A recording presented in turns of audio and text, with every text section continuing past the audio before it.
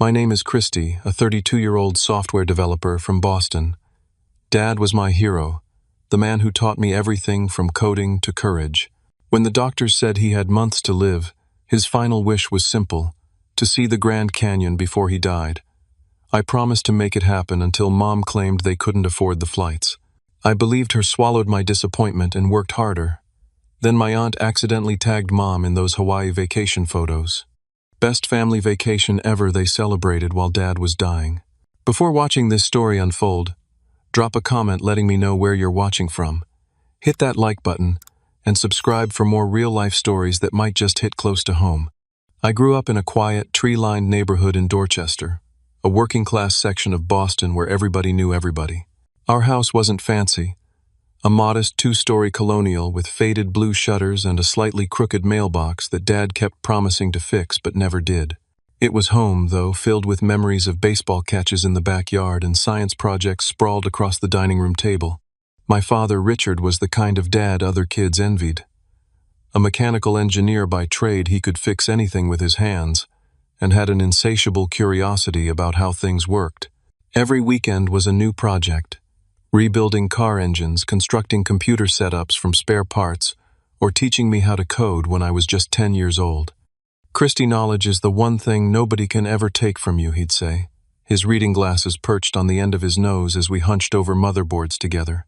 Those moments shaped me, guided me toward my career in software development, and built the unshakable bond between us. Mom, Margaret, was different. Where Dad was warmth and patience, she was efficiency and expectations. She kept our family running like clockwork, managing the household finances with spreadsheets and planning every holiday down to the minute. My sister Heather, 4 years younger than me, was clearly Mom's favorite, something nobody acknowledged out loud but everyone felt. Then there was Aunt Patricia, Mom's younger sister by 3 years. The two were inseparable, sharing daily phone calls and weekend shopping trips. Where Mom was careful with money, Aunt Patricia was flasher, always talking about investments and business opportunities. She'd never married, had no children, and treated Heather and me like her surrogate kids, though her version of affection came through expensive gifts rather than time spent together. My life took its own path. I met Michael during my junior year at MIT. He was in law school at Harvard, and we connected at a mutual friend's party. After 6 years together, we married in a small ceremony that my father embraced wholeheartedly and my mother tolerated with thin smiles and stiff hugs. Michael became a criminal defense attorney, passionate and driven, while I bounced between startups and consulting jobs, always chasing the next big technological breakthrough. The dynamics were clear. Dad was my champion, Mom favored. Heather and Michael was viewed with cool politeness rather than welcomed as a son-in-law. We maintained our relationships through holiday gatherings and occasional Sunday dinners, an uneasy peace that we all pretended was normal family functioning. Then came the diagnosis. It started with Dad complaining about back pain and losing weight without trying. Mom dismissed it as him working too hard until the jaundice appeared. The doctor's expression told us everything before the words pancreatic cancer even left his mouth. Stage 4, aggressive, 3 to 6 months. I remember Dad sitting in that sterile examination room, still wearing his work boots and flannel shirt, nodding calmly, as if receiving a weather report rather than a death sentence. "Well, I guess we better make the most of the time then," he said, reaching for my hand. Mom stood by the window, her back rigid, staring out at the parking lot. The next weeks were a blur of second opinions, treatment consultations, and painful discussions about palliative care versus aggressive treatment. Dad chose a moderate approach, enough chemo to potentially buy more time without making his remaining months miserable. One evening, as I sat with him during a treatment session, he pulled out a wrinkled piece of paper from his wallet. "My bucket list," he said with a weak smile. "Never thought I'd be facing such a hard deadline on it." The list was short. Most items were already crossed off. Teach his son to drive, see Europe with Mom, build a cabin at the lake. Only one item remained uncircled: see the Grand Canyon. "Always wanted to stand at the edge of something that magnificent," he explained. "Something that took millions of years to create. Puts our little lives in perspective, doesn't it?" I made a silent promise that day. Dad would see his Grand Canyon, feel that perspective before the cancer took him. There was just one problem. My financial situation wasn't great. The startup I'd poured 3 years and all my savings into had collapsed 6 months earlier.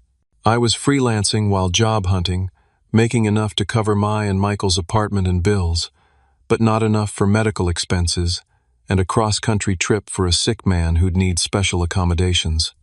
Michael and I discussed our options late one night after Dad had fallen asleep in our guest room, which had gradually transformed into his second home as the treatments intensified. We could put it on credit cards, Michael suggested, his legal notepad filled with calculations, and pay it off for the next 5 years. We're already helping with the medical bills that insurance won't cover, I replied. The truth was uncomfortable but unavoidable. I needed help. Mom had always handled the family finances, and between her full-time administrative job at the hospital and Dad's engineering pension, they should have had decent savings. Aunt Patricia frequently mentioned her successful investments. Between them, the flights and accommodations should be manageable. I decided to bring it up at our next family dinner, hopeful that Dad's final wish would be important enough to rally everyone's support. The family dinner happened on a Thursday evening in late September. The leaves were just beginning to turn, painting Boston in shades of amber and crimson. Dad was having a good day. His pain was manageable, and he'd even helped me prepare his famous beef stew, supervising from a kitchen stool as I followed his decades-old recipe. Mom and Aunt Patricia arrived together, bringing a store-bought pie that Mom transferred to one of her dishes when she thought I wasn't looking. Heather came last, rushing in from her job at the marketing agency, her high heels clicking against the hardwood floors. For a while, everything felt normal. Dad told his corny jokes. Heather talked about her latest promotion, and Mom fussed over the table settings. Michael poured wine for everyone except Dad, who clinked his water glass against our wine glasses with good humor. To family, he toasted, his voice raspier than it had been just months ago. After the main course, while Michael served coffee, I cleared my throat and shared my plan. I've been thinking about Dad's bucket list. I began pulling up a presentation on my tablet. Always the software guy, I'd created a simple slideshow with photos of the Grand Canyon, along with a detailed itinerary and budget. His biggest wish is to see the Grand Canyon, and I think we should make it happen next month while he's still feeling strong enough to travel. Dad's face lit up in a way I hadn't seen since before the diagnosis. You're serious, son? Absolutely, I confirmed, turning the tablet so everyone could see. I've researched everything. We'd need accessible accommodations, a medical transport service on standby, and we'd have to fly instead of drive to conserve Dad's energy. I've found flights from Boston to Phoenix, then we'd rent a van to drive to the South Rim. 3 days total, manageable for Dad's condition while still giving him plenty of time to experience it. Mom set down her fork with a small clink against the plate. Christy, this seems elaborate. It's his dying wish, Mom, I said quietly. The silence that followed was heavy. Dad reached over and squeezed my hand, his eyes bright with unshed tears. How much are we talking about? Heather asked, already pulling out her phone's calculator app. I walked through the numbers. Flights for 5 people, specialized transport accommodations, meals, and an emergency fund for any medical needs. The total came to just over $15,000. I can contribute $5,000, I explained. It's tight with helping cover some of Dad's treatments, but Michael and I can make it work. I was hoping the rest of the family could help with the remainder, especially the flights, which are the biggest expense. Heather immediately nodded. I can put in $2,000. It'll mean postponing my car down payment, but this is more important. All eyes turned to Mom and Aunt Patricia. They exchanged a look I couldn't quite interpret. Well, Mom began, her voice taking on the practical tone she used when discussing household budgets. This is a lovely thought, Christy, but the timing is just impossible financially. The property taxes just came due, and there was that plumbing emergency last month. I thought Dad's pension covered those expenses, I said. His medical costs are eating into everything, she replied quickly. The co-pays, the supplements he needs, the special foods, it all adds up. We just can't afford the flights right now. Maybe in a few months. We all knew what a few months meant with Dad's prognosis. I turned to Aunt Patricia, who was studying her manicure with intense focus. Aunt Patricia, I know you mentioned that investment that paid off last month. Could you help with part of the flights? She sighed dramatically. Oh, sweetheart, I would if I could, but that money's already allocated. The condo association hit us with a special assessment for new roofing. $8,000 just like that. She snapped her fingers. I'm actually borrowing from your mother to cover part of it. I looked between them. These two women who had always preached family first, who had lectured me about saving and planning, who wore designer watches and drove new cars every 3 years. This is Dad's last wish, I said, my voice catching. He's never asked for anything. He's taken care of all of us his whole life. And we're taking care of him now, Mom said firmly. Sometimes being an adult means making practical decisions instead of emotional ones. Your father understands that. I looked at Dad, who had shrunk into his chair, his earlier excitement evaporated. He patted my hand. It's okay, son, he said softly. The pictures you showed me are beautiful. Maybe we can look at them together on that big computer screen of yours. Almost like being there. The dinner ended awkwardly. Mom and Aunt Patricia left together, murmuring about a bridge game the next day. Heather lingered, helping clean up and whispering, I'll try to talk to Mom before she left. That night, as Michael and I lay in bed, staring at the ceiling, I made a decision. I'll pick up extra freelance work, I told him. Night shifts, weekends, whatever it takes. Dad is going to see that canyon before he dies. Michael rolled over and kissed my forehead. I know better than to try to talk you out of something once you've decided. Just don't run yourself into the ground, okay? Your dad wouldn't want that either. But I was already making mental lists of clients to contact, platforms to join, and projects to bid on. I'd find a way, even if it meant working 20 hours a day. For 3 weeks, I lived on caffeine and determination. My days blurred together. Wake up at 5, work my regular contract job, until 3, help Dad with dinner and medications until 7. Then back to my home office for freelance projects until midnight or later. Weekends disappeared into marathon coding sessions. I took every job offered, debugging ancient legacy systems, building simple websites for local businesses, even tutoring high school students in programming basics. My body protested with headaches and a persistent cough. Michael left food by my desk that often went untouched. You're going to make yourself sick, he warned, but I waved him off. The Grand Canyon Fund was growing. Slowly, but growing. Dad's condition, meanwhile, was deteriorating faster than the doctors had predicted. The weight dropped from his frame like leaves from autumn trees. His once resonant voice became a whisper, but his eyes still lit up when I showed him my research on the Grand Canyon, the geological formations, the hiking trails we would admire from accessible viewpoints, the way the light changed the colors of the rock throughout the day. Just 3 more weeks, I promised him. I'm almost there with the money. It happened on a Tuesday night, or rather Wednesday morning. It was nearly 3 a.m., and I was fixing a database issue for a client in Australia. My eyes burned from staring at screens all day, and my shoulders felt permanently fused to my ears from tension. Michael had long since gone to bed after leaving a sandwich and glass of water by my keyboard with a note that simply said, "Eat human." My phone pinged with a social media notification. I almost ignored it. Who posts at 3 in the morning? But something made me glance over. It was a tag alert from my aunt's profile. Patricia Hunter has tagged Margaret Wilson in 27 photos. Curious and needing a break, I opened the app. The first image loaded, and I blinked, certain my exhausted brain was hallucinating. There was my mother reclining on a lounge chair beside an infinity pool that overlooked a perfect tropical ocean. A colorful cocktail rested in her hand, complete with tiny umbrella. She wore oversized sunglasses and a wide-brimmed hat I'd never seen before. Beside her, Aunt Patricia beamed at the camera, making a peace sign with her fingers. The caption read, "Best family vacation ever. So blessed to experience this paradise with my sister. Sisters forever. Luxury living Hawaii." I scrolled through image after image in stunned disbelief. Mom and Aunt Patricia on a catamaran at sunset. Mom getting a beachside massage. Both of them dressed up for what appeared to be a luau. Mom shopping in a high-end boutique, multiple bags hanging from her arms. The timestamp on the first post was 3 days ago, while I'd been working myself to exhaustion, and Dad had been suffering through another round of treatments. They had been in Hawaii, on vacation, together. My fingers trembled as I clicked on Aunt Patricia's profile and scrolled back further.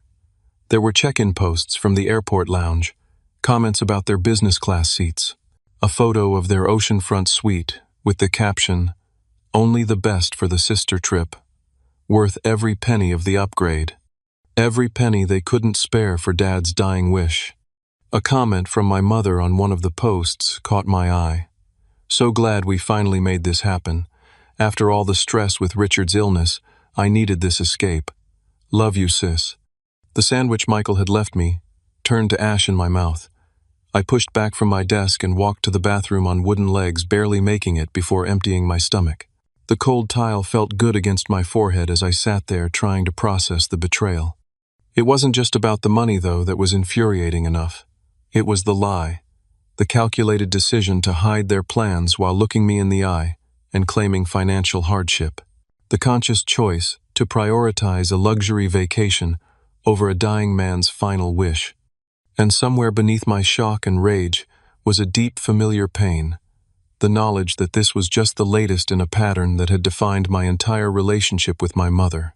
I thought back to my 10th birthday when Mom had claimed we couldn't afford the science camp I desperately wanted to attend, only to send Heather to an expensive horseback riding program the following month.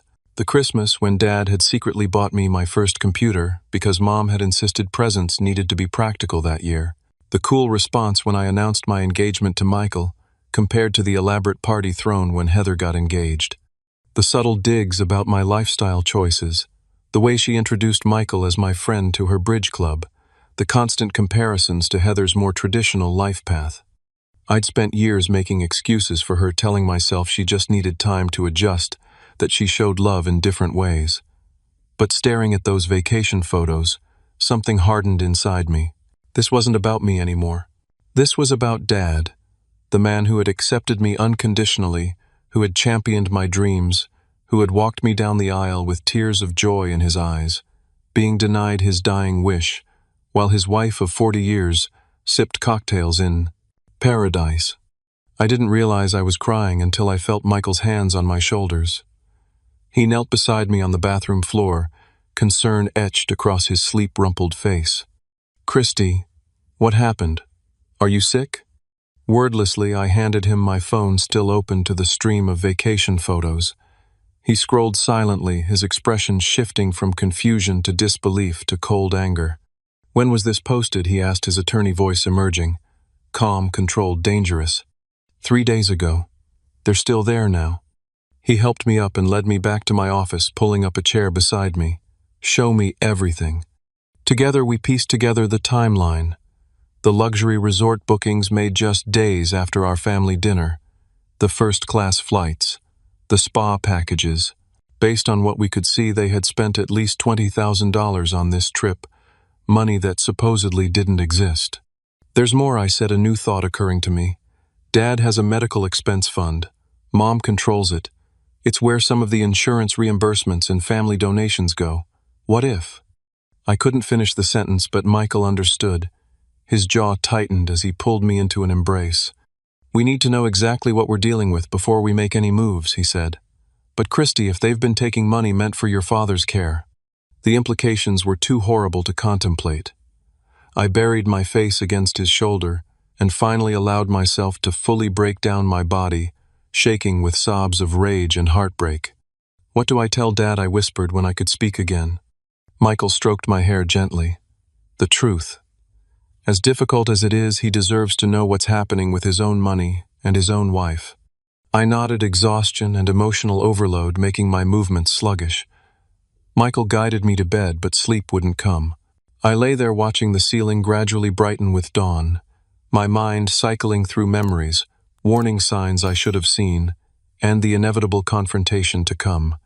At 7 a.m., after a sleepless night, I sent my mother a text that contained just 3 words, "Enjoying Hawaii, Mom." Within minutes, my phone began ringing. I watched her name flash across the screen 6 times before the calls switched to Aunt Patricia, then back to Mom again. I silenced the phone and placed it face down on the kitchen counter as Michael made coffee. "They know they've been caught," he observed, sliding a mug toward me. By mid-morning, the social media posts had been deleted, but it was too late. I'd already taken screenshots of everything. My inbox filled with private messages from Aunt Patricia ranging from explanations. It was a last-minute deal we couldn't pass up to accusations. "You're making this a bigger deal than it is to threats. Your mother is devastated. by your reaction. I ignored them all and drove to my parents' house where Dad was alone. Mom having obviously not returned from her non-existent vacation. He was in his recliner by the living room window, a blanket over his legs. Despite the warm day looking out at the bird feeder, he could no longer maintain himself. "You're early today," he said, brightening at the sight of me. "No work." I took the day off. I sat on the ottoman, facing him, gathering my courage. "Dad, there's something I need to show you." His face fell as I pulled out my phone and slowly walked him through what I'd discovered. With each image, his expression grew more distant. When I showed him my mother's comment about needing an escape from his illness, he closed his eyes briefly. "I'm so sorry," I whispered. He shook his head slowly. I suspected something. The stories weren't adding up. Margaret's been taking extra money from our accounts for months now, said it was for medical expenses and household repairs. He sighed heavily. I didn't question it because, well, what would be the point? I'm not going to be here to worry about retirement savings anymore. His resignation broke my heart. "Dad, this isn't right. That's your money too. There's something else you should know." He continued, his voice taking on a strange, detached quality. "I've had a separate savings account for years, just my name on it. Started it back when you were in college, putting aside a little from each paycheck. Meant it to be a surprise for our 50th anniversary, a world cruise." A bitter smile crossed his face. "Ironic, isn't it? Does Mom know about this account?" "She found the statements about 6 months ago, right after my diagnosis. I gave her access, thought she might need it for expenses after I'm gone." He looked up at me, his eyes suddenly clear and focused. "Christy, there was over $80,000 in that account. Last time I checked, it was down to less than 15,000. The room seemed to tilt sideways. $65,000 in 6 months. Dad, that's not all going to household repairs." "I know." His voice was barely audible. "I've been trying to figure out how to ask her about it." A terrible suspicion formed in my mind. The medical expense fund, the one where friends and family have been donating.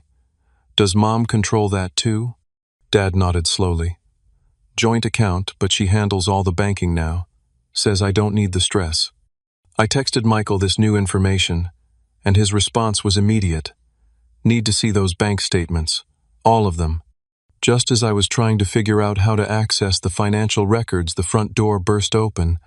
Mom stood in the entryway, still tanned from her Hawaii sun designer luggage at her feet. Aunt Patricia hovered behind her like a shadow. "Christy James Wilson." My mother began using my full name like I was a misbehaving child. "How dare you ignore my calls and upset your father with your accusations?" "They're not accusations if they're true," I replied, standing to face her. "You lied to all of us. You said you couldn't afford to help with Dad's Grand Canyon trip while you were planning a luxury vacation in Hawaii." "That was different," she sputtered. "Patricia invited me. It was her treat." My aunt stepped forward. "Your mother needed a break. Caregiver fatigue is real, Christy. You of all people should understand stress." "A break," I repeated incredulously. "Dad is dying. He has one wish, just one, and you couldn't postpone your spa treatments to make it happen. You don't understand what it's been like," Mom said, her voice rising. "Day in and day out, the medications, the appointments, the special meals. I needed some time for myself." Dad's quiet voice cut through the tension. "Margaret, where is the money from my anniversary account going?" The color drained from my mother's face. "Richard, you know there have been expenses." $65,000 of expenses in 6 months, I challenged. Plus whatever was in the medical fund that family and friends donated to. Aunt Patricia moved to stand beside my mother, a united front. "Your mother has been under tremendous strain. You have no right to interrogate her like this." "I have every right when it's my father's money being stolen." I shouted, my composure finally breaking. "Stolen?" Mom looked genuinely offended. "I'm his wife. What's his is mine. Not when it's being used for luxury vacations instead of his medical care or his dying wish." I pulled out my phone again. "Should we call Heather and ask what she thinks about this? Or the cousins who donated to Dad's medical fund? Should we tell them their money went towards spa treatments and shopping sprees?" The mention of Heather seemed to trigger something in my mother. Always so dramatic, Christy. This is why Heather is easier to deal with. She understands family loyalty. Family loyalty? I laughed bitterly. Is that what you call spending Dad's savings while he wastes away alone at home? This attitude is exactly why we've always worried about you, Mom snapped. Ever since you started with your lifestyle choices, always making everything so difficult. There it was, the truth beneath years of cool politeness. My lifestyle choices, her code for my sexuality, my marriage to Michael, my refusal to live by her narrow definition of acceptable. Dad's voice cut through again, stronger this time. Margaret, that's enough. But Mom was on a roll now, decades of thinly veiled disapproval finding an outlet. If you had just settled down with a nice girl like your sister did, maybe you'd understand what real family means. Instead, you and your husband are always judging us. Michael has done nothing but support this family, I said through clenched teeth. He's been here helping care for Dad while you've been collecting seashells on the beach. We deserve that vacation after everything we've put up with. The words exploded from her, and the room fell deadly silent as we all registered what she'd said. Put up with. My father's cancer. His dying. Something she had to put up with. Dad struggled to his feet, waving away my attempt to help him. Though physically diminished, his presence filled the room. Margaret, he said, his voice steady despite its weakness. I'd like to see our bank statements, all of them, today. My mother's face crumpled into an expression I'd never seen before. Fear mixed with the realization that she'd finally crossed a line that couldn't be uncrossed. Richard, you're upset. We all are. Let's talk about this when everyone's calmer. No, Margaret. Now. He turned to me. Christy, would you call Michael, please? I think I need some legal advice about my finances. It was at that moment I knew that whatever happened next would change our family forever. Michael arrived within the hour, bringing his legal notepad and a colleague who specialized in elder law and financial abuse cases. They set up at the dining room table while I helped Dad gather what financial documents he could find in the home office. Mom and Aunt Patricia retreated to the kitchen, whispering urgently and making occasional phone calls. I caught fragments of their conversations, just a misunderstanding blown out of proportion going through a hard time. Dad's hands trembled as he sorted through file folders. I should have paid more attention, he murmured. I just trusted her. 42 years of marriage and I never thought. I squeezed his shoulder gently. This isn't your fault, Dad. We brought the documents to Michael, who reviewed them with professional detachment, though I could see the tension in his jaw. As the picture became clearer, so did the magnitude of the betrayal. Beyond the anniversary savings account, there was evidence of systematic withdrawal from Dad's pension fund, the medical expense account, and even a small inheritance he'd received from his brother years earlier. Conservative estimates put the total at over $120,000 in the past year alone. This is textbook financial elder abuse, Michael's colleague whispered to him, though I overheard. Even between spouses, this crosses legal lines. When Michael stepped away to make some calls, I noticed Dad staring at the papers spread across the table, a lifetime of financial security, now reduced to evidence of betrayal. What do you want to do, Dad? I asked gently. He looked up at me, his eyes clear despite the medication that usually clouded them. I want to protect what's left. For my care, for your sister's future, for your Grand Canyon trip. He took a shaky breath. And I want the truth from your mother. No more lies. Michael returned his expression, grim but determined. I've spoken with the elder law specialist. Given the circumstances and your father's condition, we can file for emergency power of attorney and financial guardianship. It would freeze the accounts immediately and transfer control to a court-appointed guardian, which could be you, Christy, if that's what your father wants. Dad nodded slowly. And what about the rest of it? The money that's gone? There are legal remedies for financial recovery, but that would mean pressing charges, Michael explained gently. It would be a longer process. I looked at my father, this man who had never raised his voice in anger, who had taught me that integrity mattered above all else. It's your decision, Dad. Whatever you choose, I'll support you. He straightened in his chair, summoning dignity. despite his frail frame. "Let's start with the power of attorney. I need to know whatever's left is safe." I nodded to Michael, who stepped into the hallway to make the call that would set everything in motion. "Call the lawyer. Now." Within 5 minutes of Michael placing that call, my phone wouldn't stop ringing. Mom must have overheard or somehow sensed what was happening. Her calls came one after another, followed by texts pleading for me to stop this madness and think about the family. Then other names started appearing on my screen. Cousins, family, friends, even my mother's pastor. She had launched a full-scale campaign to pressure me into backing down. Most disturbing were the calls from my sister Heather, who clearly hadn't been told the whole story.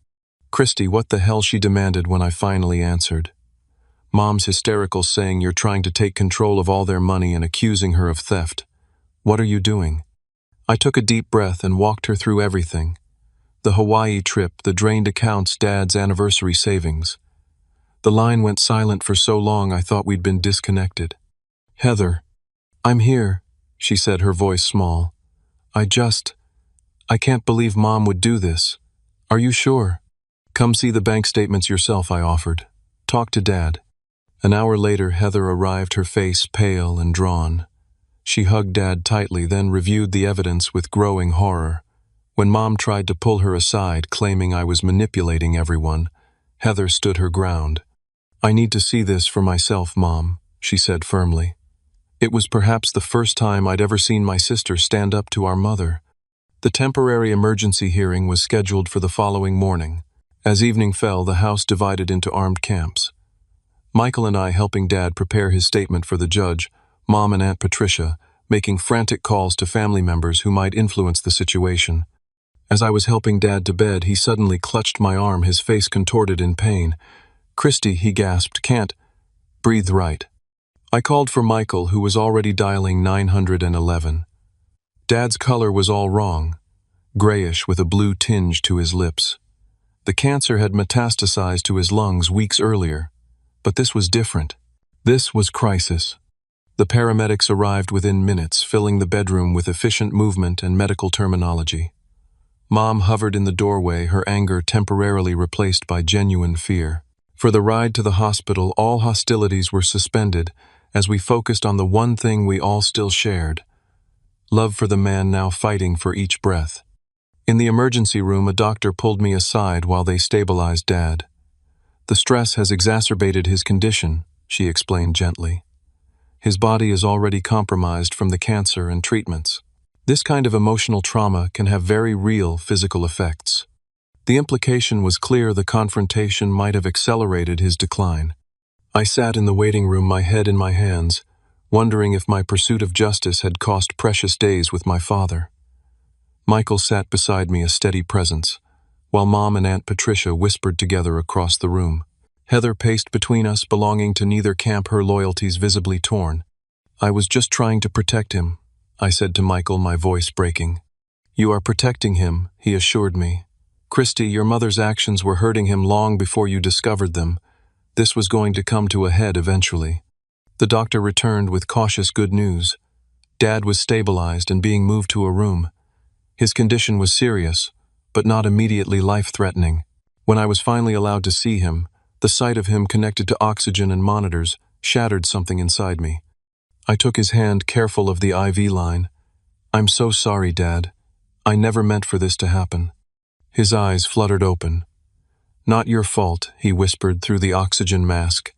"Needed to know." A nurse appeared at my shoulder. "He needs rest now. You can come back in the morning." As I left the hospital that night, the weight of everything crashed down on me. In the parking lot, I finally broke, sobs tearing from my chest as Michael held me against the cold metal of our car. The strain of working myself to exhaustion, discovering the betrayal, confronting my mother, and now possibly losing my father sooner than expected. It was too much. "I don't know if I'm doing the right thing anymore," I admitted through tears. "What if fighting this is taking away his last days?" Michael held my face between his hands. "Listen to me. Your father asked for this. He wants to protect what's his, not just for himself, but for you and Heather. He's lived his life with integrity, and he deserves to have that respected, especially now." He wiped away my tears with his thumbs. We'll find a way through this that honors his wishes without adding more stress. I promise. I nodded, drawing strength from his certainty. Tomorrow would bring the emergency hearing more hospital visits and difficult conversations. But tonight, in a cold hospital parking lot, I made a new promise to myself and to my father. I would find a way to fulfill his final wish, no matter what obstacles my own mother placed in our path. The emergency court hearing took place in a small, wood-paneled room that smelled of furniture polish and old paper. Dad couldn't attend due to his hospitalization, but his signed affidavit and the doctor's statement about his condition were enough for the proceedings to continue. I sat beside Michael and his elder law colleague, hands clasped tightly in my lap to stop their trembling. Across the aisle, Mom and Aunt Patricia huddled with a hastily retained attorney who kept whispering urgently in my mother's ear. Heather had chosen to sit directly behind me after reviewing the financial documents in detail the previous evening. This isn't about taking sides, she'd told me. This is about what's right for Dad. The judge, an older woman, with silver-rimmed glasses and a no-nonsense demeanor, reviewed the evidence efficiently. Bank statements, withdrawal records, the Hawaii vacation receipts, Dad's medical records, his notarized statement requesting financial protection. Mrs. Wilson. The judge addressed my mother directly. These records show systematic withdrawal of substantial funds from accounts belonging wholly or partly to your husband during a period when he was medically incapacitated. How do you explain these transactions? Mom's attorney leaned forward. Your Honor, my client has been married to Richard Wilson for 42 years. As his spouse, she has managed their finances throughout their marriage and has always acted in the family's best interest. That doesn't answer my question, the judge replied evenly. I'm asking about specific withdrawals totaling over $120,000 in the past year, during which time Mr. Wilson has been battling terminal cancer. Mom stood ignoring her attorney's attempt to keep her seated. Those funds went to family expenses and medical costs, not covered by insurance, she declared, her voice quavering slightly. Richard has always trusted me with our finances, including $27,000 for a Hawaiian vacation 3 days ago. The judge held up the printed screenshots I had provided. While your husband was receiving palliative care, and your son was trying to fulfill your husband's dying wish to see the Grand Canyon, the room fell silent. Mom's face flushed deep red, then drained of all color. Her attorney whispered something urgently, but she shook her head. I needed a break, she said finally. Anyone who's been a caregiver would understand. The judge's expression remained impassive. Mrs. Wilson, the court is sympathetic to the difficulties of caring for a seriously ill spouse. However, that does not extend to the appropriation of funds specifically designated for the ill spouse's care and personal wishes, particularly in amounts this substantial. After reviewing the remaining evidence, the judge ruled in Dad's favor, granting temporary financial guardianship to me, with oversight from the court-appointed Elder Services representative. All accounts would be frozen, then restructured to ensure Dad's remaining assets were protected and used for his care and wishes. As we left the courtroom, Mom created a scene in the hallway, her voice echoing off the marble floors. How could you do this to your own mother, after everything I've sacrificed for this family? I kept walking Michael's hand steady at the small of my back until her next words stopped me cold. Richard put me through hell with his neediness. 42 years of putting everyone else first, and the one time I do something for myself, you drag me to court. I turned slowly. Dad gave you everything, Mom. Everything. And when he needed you most, you took his savings and went to Hawaii. My voice was deadly calm. This isn't about punishing you. It's about protecting him in the time he has left. At the hospital later that day, I sat with Dad and explained the court's decision. Relief washed over his face. Thank you, son, he said weakly. Didn't want to believe it had come to this, but thank you. With the legal matters temporarily resolved, I refocused on Dad's Grand Canyon wish.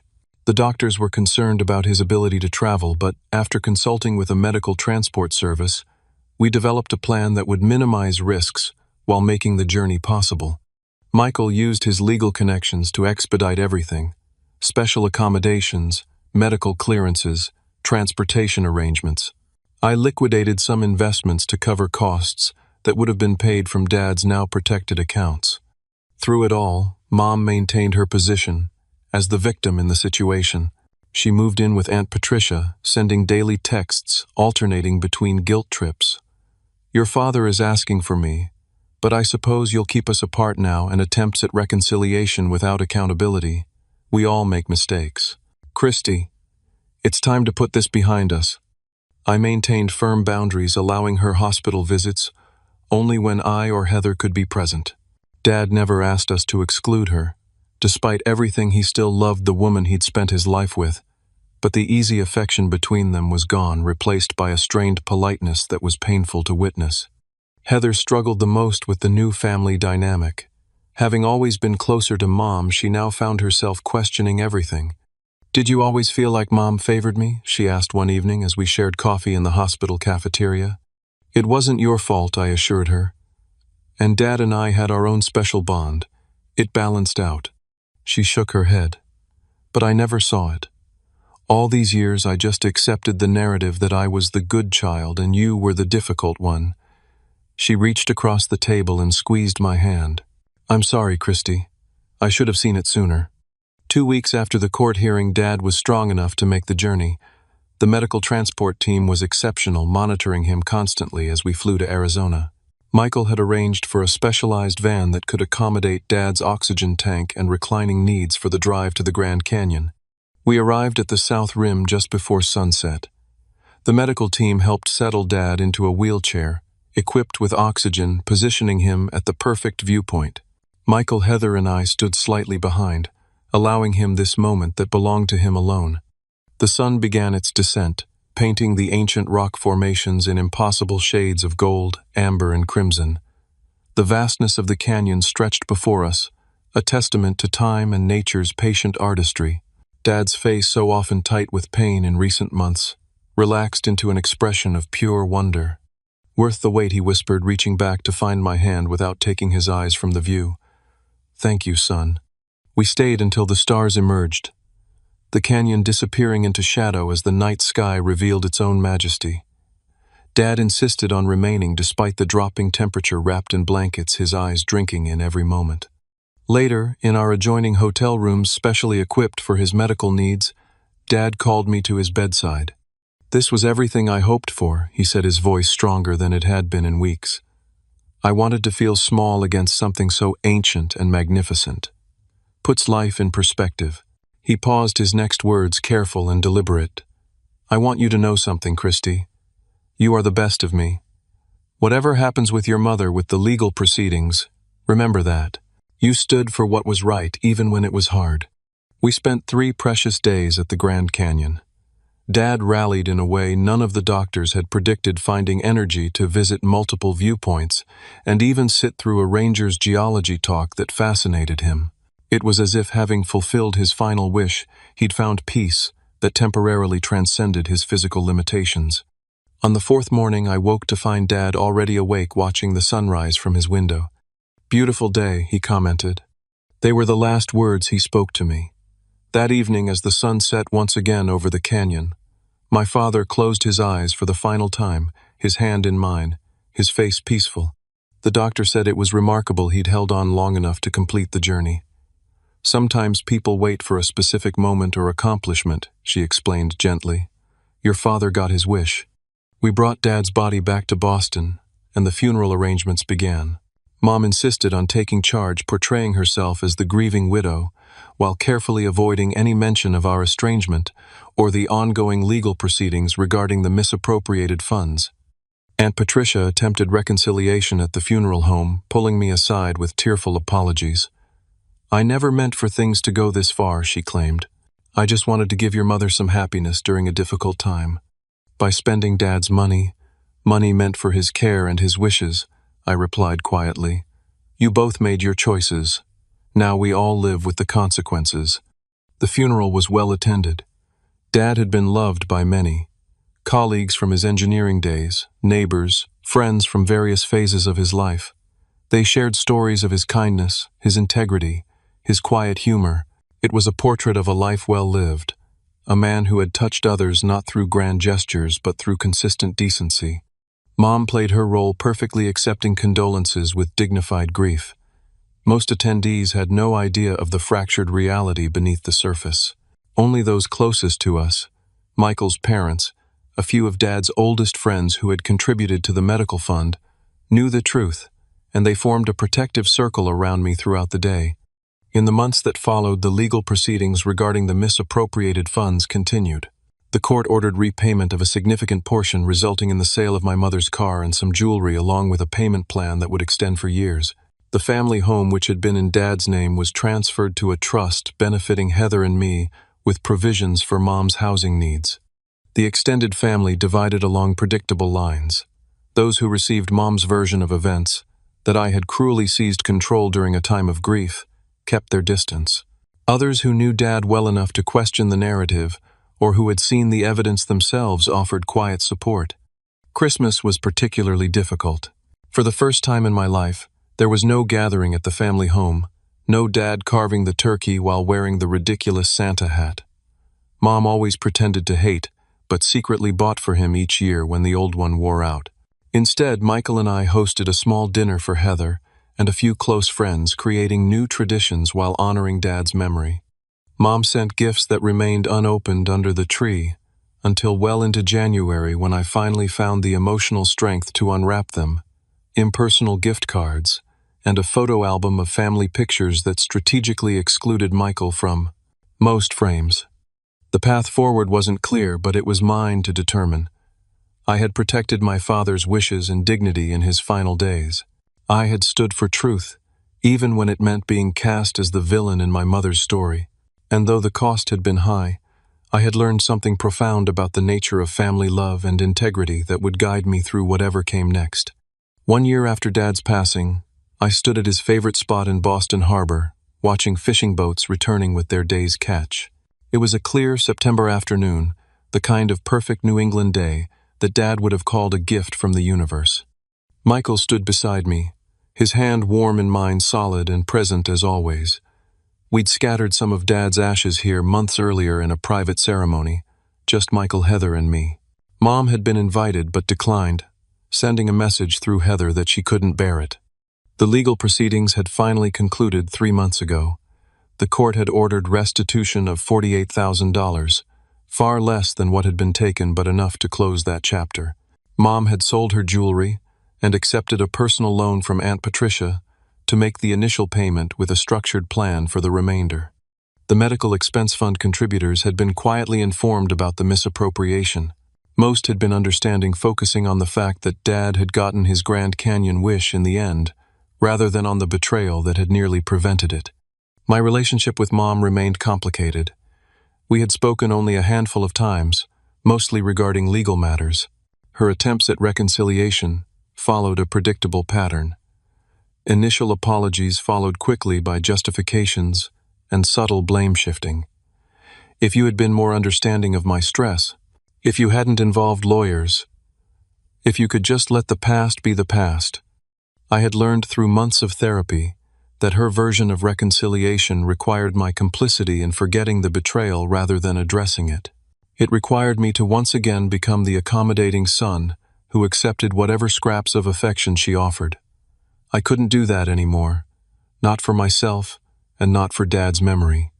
Christmas had been the breaking point for many extended family members. Mom had hosted her traditional gathering, expecting everyone to attend as if nothing had changed.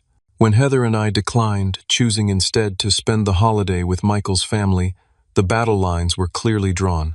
Cousins, aunts, and uncles had to choose sides, and many chose the easier path of accepting Mom's narrative rather than confronting the uncomfortable truth. Heather had struggled the most with navigating the new family landscape. Having been the favored child for so long, she found herself suddenly experiencing the conditional love I had always known. When she supported my decisions or spent time with Michael and me, Mom would become cold and distant with her. It was an eye-opening experience for my sister. I never realized how manipulative she could be. Heather had confessed one evening, "It's like she only loves us when we're exactly who she wants us to be." Despite the family fractures, there had been healing too. 6 months after Dad's death, I had started a support group for adult children dealing with parental financial abuse. The stories I heard there helped me understand that what had happened in our family was sadly not uncommon, though the circumstances varied. Parents who drained college funds meant for grandchildren, siblings who took advantage of elderly parents, spouses who hid assets during times of illness. The group had grown into a small community meeting monthly in a church basement, sharing resources and strategies for protection and recovery. It had become an unexpected source of purpose and healing for me, transforming my pain into something that could help others. Michael's law firm had also begun taking on more elder abuse cases, often pro bono, after seeing firsthand how difficult the legal system could be to navigate during such emotionally charged situations. "Your dad would be proud of this," Michael told me one night after a particularly difficult but successful case. "You're protecting people who can't protect themselves." That was his whole thing, wasn't it? Integrity and standing up for what's right.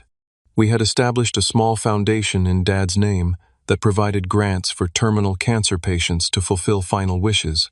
It wasn't large, funded primarily by the restitution money and donations from Dad's former colleagues, but it had already helped 4 families experience meaningful final memories together. As I stood at the harbor on that anniversary, I reflected on the lessons of the past year, painful but necessary truths that had reshaped my understanding of family love and self-worth. I had learned that forgiveness doesn't require reconciliation. I could release my anger toward my mother without allowing her back into a position where she could cause more harm. Forgiveness was for my peace, not her comfort. I had learned that family is defined by actions rather than blood. Michael's unwavering support throughout the crisis had demonstrated true family bonds. The friends who had stood by us, the support group members, who understood without judgment, my sister's growing ability to see beyond the family mythology. These connections were stronger than the ones that had broken. Most importantly, I had learned to trust my own perception of reality. Years of subtle gaslighting had trained me to question my feelings, to accept treatment that diminished me, to believe I was too sensitive or making things bigger than they needed to be. Standing firm against that manipulation had been terrifying but ultimately liberating. "Penny for your thoughts," Michael said, bringing me back to the present moment. "Just thinking about Dad," I replied. "About how he would say that pain either makes you bitter or better. Your choice." Michael smiled. "And which did you choose?" I considered the question seriously. "Both at different times, but I'm working toward better." The foundation was growing. The support group was helping others. Heather and I had a stronger relationship than ever before. Michael and I were discussing adoption, beginning the process of building our own family based on the values we shared. There was still pain, still anger that surfaced unexpectedly. There were days when a simple sight or sound, fishing boats like the ones Dad loved, the smell of the motor oil he used in his workshop, the classical music he played while working, would bring tears without warning. Grief doesn't follow a linear path. It circles back when least expected. But there was also a newfound strength, a certainty about my own boundaries and values that couldn't be shaken by others' disapproval or manipulation. Dad had lived his principles quietly but firmly. In standing up for him when he could no longer stand for himself, I had found my own version of that strength. As the sun began to set over the harbor, painting the water in colors reminiscent of the Grand Canyon's magnificent walls, I felt Dad's presence more strongly than I had in months. Not in any supernatural sense, but in the values he had instilled in me, the lessons he had taught by example rather than words. "I think he would have liked the foundation," I said to Michael as we turned to leave. "Helping other families make those final memories together." "He would have loved it," Michael agreed. "But he would have been even prouder of you, the man you've become through all of this." Walking back to our car, I thought about the long journey from that moment of discovery, a social media tag revealing a devastating betrayal, to now. The hardest path is rarely the easiest one, but it's often the one that leads to the most growth. If you're watching this and dealing with your own family betrayals or difficult truths, remember that standing up for what's right doesn't make you the villain, even if others try to cast you in that role. Sometimes the most loving thing you can do is set boundaries and hold people accountable. Sometimes healing means letting go of the relationship you wished you had and accepting the reality of what is. Have you ever had to make a difficult choice between keeping the peace and standing for truth? Share your experience in the comments below. Your story might be exactly what someone else needs to hear today. Don't forget to like this video and subscribe for more real-life stories that remind us we're not alone in our struggles. Thank you for listening, and remember, integrity might cost you relationships, but it saves your soul.